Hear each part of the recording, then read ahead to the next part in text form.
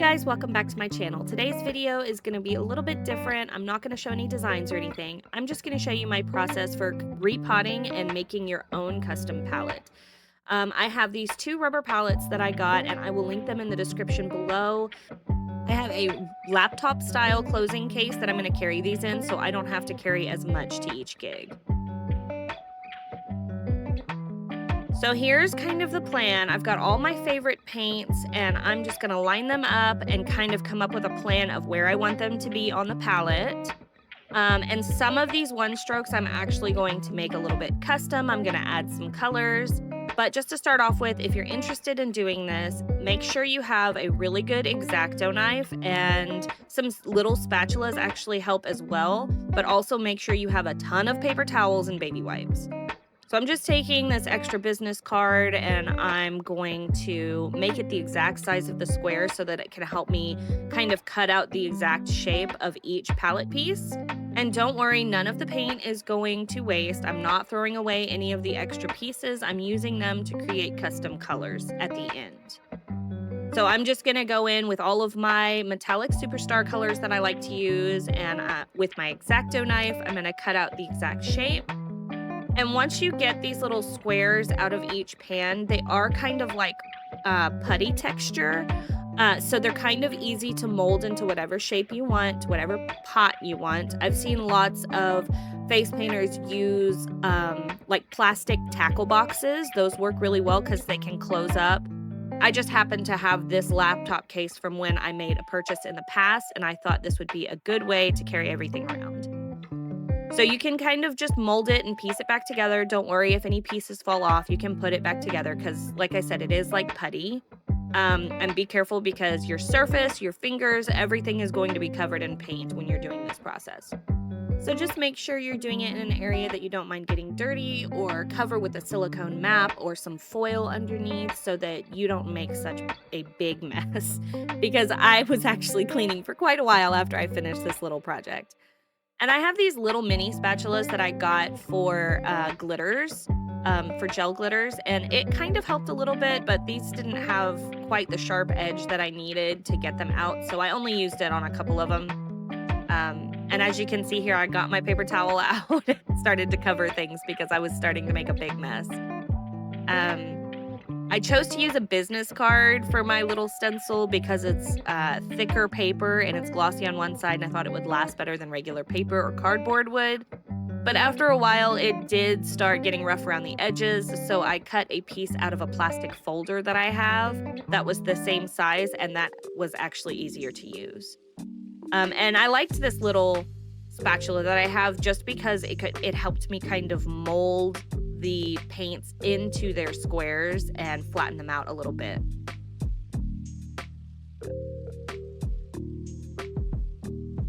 So I decided to do these top few rows as all of my metallic superstar paints that I like to use. And this is actually a really awesome place for it in my palette. I used my palette a few times this last week because we had all of our 4th of July events. And this worked out really well, having all the metallic colors at the top, because I had so many people asking for firework face paints. And I used the heck out of all of these metallic paints then in the last few events. So I really like the placement on this. And since I had all my metallic colors together, I decided to put my little pearl rainbow paint near them. But as you can see, this rainbow paint is quite skinny and doesn't fit into these large squares. So I decided to customize it just a little bit here.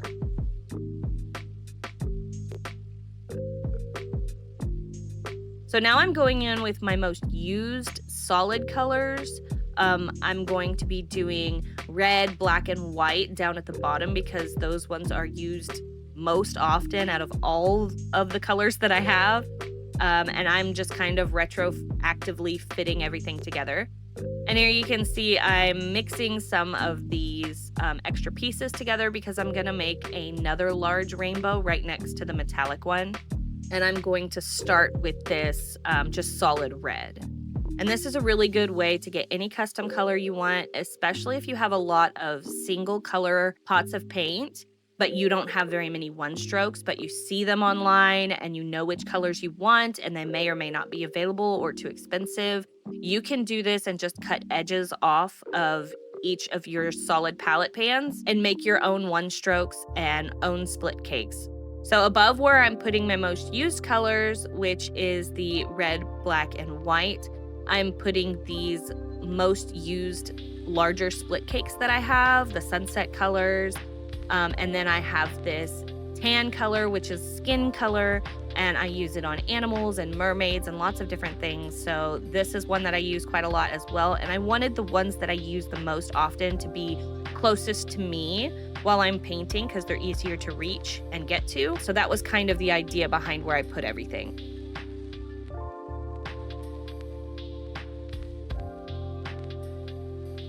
So now I'm going to use some of these extra pieces to create some custom split cakes of colors that I know that I want to use for designs that I do most often.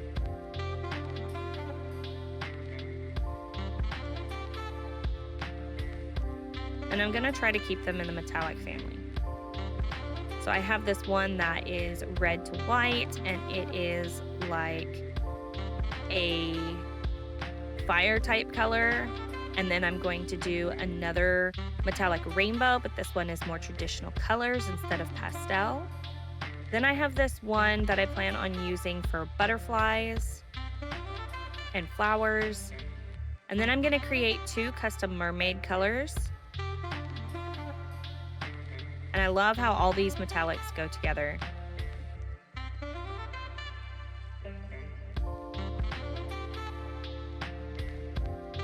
And for this one, since it's so thick, I'm just kind of building it off to the side, and then I'm gonna just shove it in there and make it fit.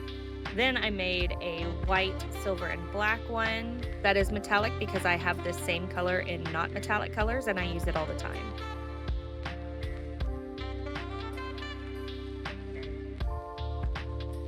And those are all my big split cakes. Now I'm going to switch over to the smaller palette. These are gonna be one stroke. So I'm going to resize my little template here to make sure it fits in the square. And I'm just going to take all of my one stroke pots and decide what layout I want.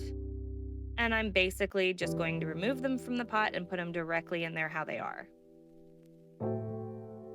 These go a lot faster than the bigger ones. And here's my one stroke palette. So here's my little laptop case, and I'm going to fit both palettes into the case and make sure everything fits together. I've got my solid colors here at the bottom, my one stroke palettes I just made, some of my larger split cakes that I use most often. Then I'm going to put the big one stroke palette I just made. And make sure everything's just laid out how I like, and then I'm going to make sure everything closes correctly.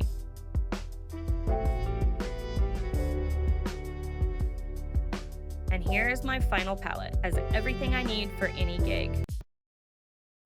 Now this is with me closing up at the end of one of my 4th of July gigs. I just wanted to show you how everything goes neatly and nicely back together really quick. And it doesn't take any extra time, and it just makes everything so much easier to carry around. And I added these Velcro strips to the back so I could add my glitter palette and my rainbow and ponytail. And there you have it. Thanks for watching today, guys. Stay tuned for more face painting goodness. And if you haven't subscribed already, please consider doing so. And as always, stay blessed.